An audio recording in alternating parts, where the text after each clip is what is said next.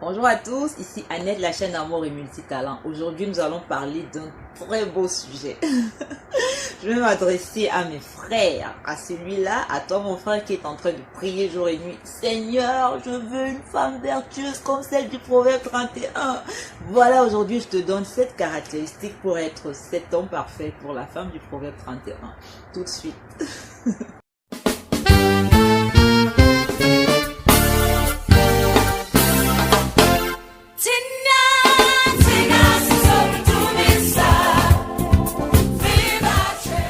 Voilà, très souvent on a coutume de parler du Proverbe 31 pour ressortir les caractéristiques de la femme vertueuse.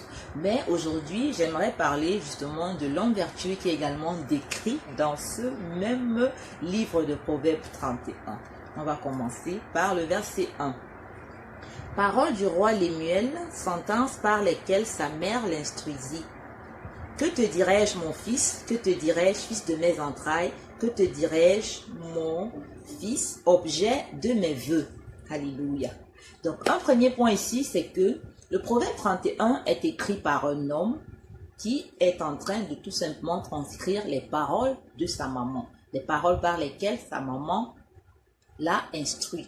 Donc, c'est un homme qui a reçu l'instruction, qui a reçu l'enseignement de sa maman et qui transmet cela dans ce Proverbe 31. Ça m'amène tout simplement au premier point justement. Pour être un homme vertueux, il faut pouvoir avoir une bonne maman, pas forcément biologique. La femme qui t'a élevé doit être une femme vertueuse et tu dois être un homme qui a su accepter, considérer et mettre en pratique les conseils de ta maman. Proverbe 1, verset 8 nous dit « Écoute l'instruction de ton père, ne méprise pas l'instruction de ta maman. » Un homme qui sait écouter sa maman, surtout si elle est vertueuse, saura également écouter sa femme. Et si celle-ci aussi est une femme vertueuse, imaginez l'union. Parfait. Nous continuons la lecture. Verset 3. « Ne livre pas ta vigueur aux femmes et tes voix à celles qui perdent les rois. » Deuxième point, un homme vertueux doit pouvoir se contenir, doit pouvoir s'abstenir en attendant sa femme.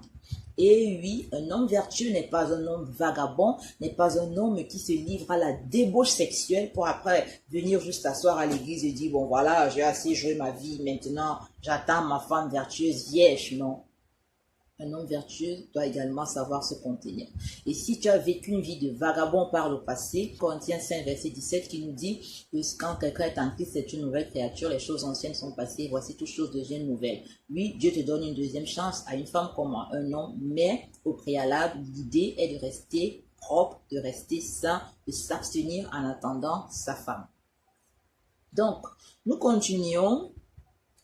Verset 4. Ce n'est point au roi, Lémuel, ce n'est point au roi de boire du vin, ni au prince de rechercher les liqueurs fortes. Alléluia. Ça m'amène au troisième point. Un homme vertueux, ou bien quelqu'un qui aimerait avoir une femme vertueuse, ne se livre pas à l'alcool. Ce n'est pas un ivrogne, un alcoolique. Ah oui, mes frères, je vois, il y a des hommes qui vont dans les bars, qui passent leur nuit dans les bars et ils espèrent avoir une femme vertueuse. Oh, moi, je vais épouser une femme vertueuse. Une femme vertueuse ne partage pas son lit avec un alcoolique.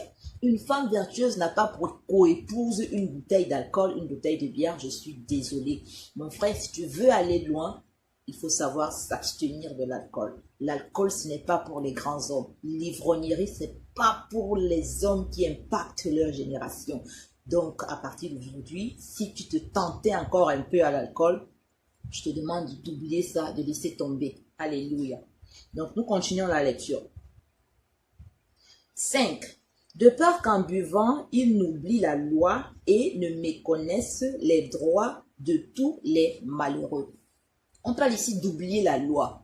Un homme vertueux, c'est un homme qui a la parole en lui. C'est un homme qui sait lire la Bible, la méditer et la mettre en pratique. C'est un homme qui aime la parole de Dieu. Alléluia. Donc si toi, mon frère, tu es un homme vertueux, tu veux devenir un homme vertueux, tu veux devenir ce candidat parfait pour avoir la femme vertueuse de tes rêves, tu dois pouvoir connaître la parole de Dieu. Tu dois pouvoir être son père spirituel. Tu dois pouvoir être, pendant que vous méditez la parole, tu lui parles des révélations que le Saint-Esprit t'a données. Waouh! La femme vertueuse, elle va t'aimer. Donc, mon frère, ma soeur, attache-toi à la parole de Dieu, médite-la jour et nuit et façonne, laisse-toi façonner par la parole de Dieu en la mettant à pratique. Alléluia. Nous continuons notre lecture. Verset 6 maintenant. Donnez des liqueurs fortes à celui qui périt et du vin à celui qui a l'amertume dans l'âme. Ça m'amène, je crois, nous sommes déjà à un autre point. C'est le 5e. Un homme vertueux est un homme qui est guéri de son âme.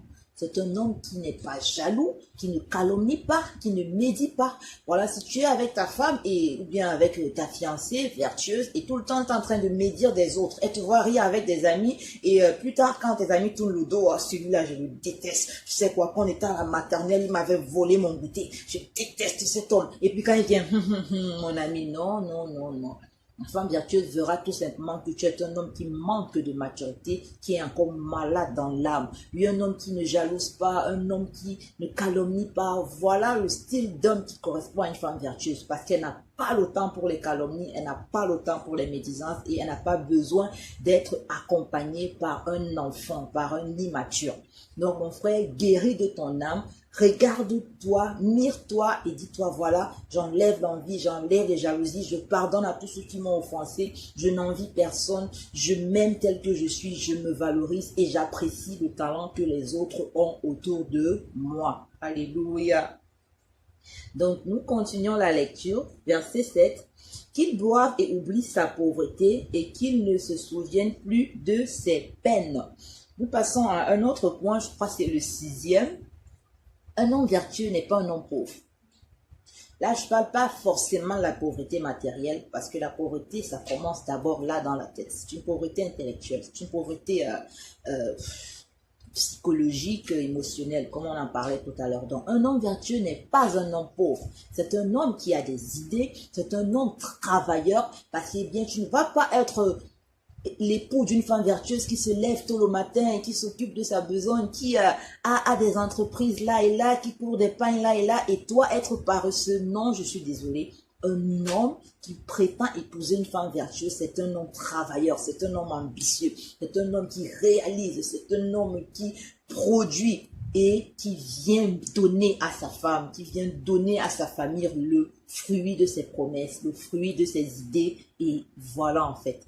Donc, ça peut ne pas être dans un premier temps matériel, mais ça commence par une idée, ça commence par une action, ça commence par des réalisations, ça commence par des ambitions qui viennent à bout. Voilà, nous allons continuer notre lecture. Qu'il boive et oublie sa pauvreté. Là, nous avons lu verset 8, nous disons, ouvre ta bouche pour que le muet, pour la cause de tous les délaissés, ouvre ta bouche, juge avec justice et défends le malheureux et l'indigent. 7e point, un homme vertueux, c'est un homme généreux, un homme qui sait partager, un homme qui s'occupe non pas seulement de sa femme et de ses enfants, mais qui sait donner également aux nécessiteux. Un homme qui ne part pas se retrouver dans un poste de responsabilité pour piller les fonds publics, ou bien un homme qui ne paye pas ses employés pour avoir plus de bénéfices. Non, un homme vertueux, c'est un homme honnête qui sait faire du bien à son entourage. Donc sur ce, mes frères, j'espère que ces 7 points vous ont aidé et que désormais vous êtes armés justement pour séduire la femme vertueuse qui sera sur votre chemin, et je vous garantis que vous aurez une union bénie, une union vertueuse du Proverbe 31. Je vous dis merci de m'avoir écouté. À la prochaine vidéo. Bye bye.